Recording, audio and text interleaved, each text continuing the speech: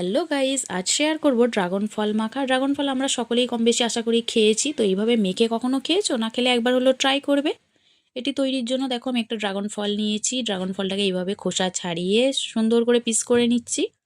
Piece করে নেওয়ার পর একটা প্লেটের মধ্যে তুলে সাজিয়ে তার মধ্যে দিয়ে দিচ্ছি দেখো অল্প একটু করে বিট নুন আর চাট মশলা। চাট মশলা দিয়ে খুব ভালো করে এপিটোপিট মেখে নিলেই রেডি আজকে ড্রাগন ফল মাখা, যেটা খেতে সত্যিই দুর্দান্ত বন্ধুরা।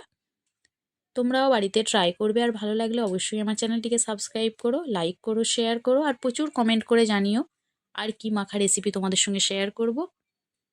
আর একবার হলো তোমরাও এইভাবে ট্রাই করবে। তবে ড্রাগন ফল এমন একটা জিনিস যেটা খেয়ে আমি সত্যি প্রেমে পড়ে গেছি, তাই একটা গাছও লাগিয়ে ফেললাম। তোমাদেরকে আগেই বলেছিলাম একটা গাছ লাগিয়েছি ড্রাগন ফলের, যেটা দেখো সত্যি দেখতে গাছটাও সুন্দর। আমি আবার ড্রাগন ফলটা কাটার সময় কিছুটা এইভাবে রেখে দিয়েছিলাম, যেটা একটা গাছের গোড়া এইভাবে রেখে দিলাম যদি গাছ বেরোয় দেখি। আজ এই পর্যন্তই।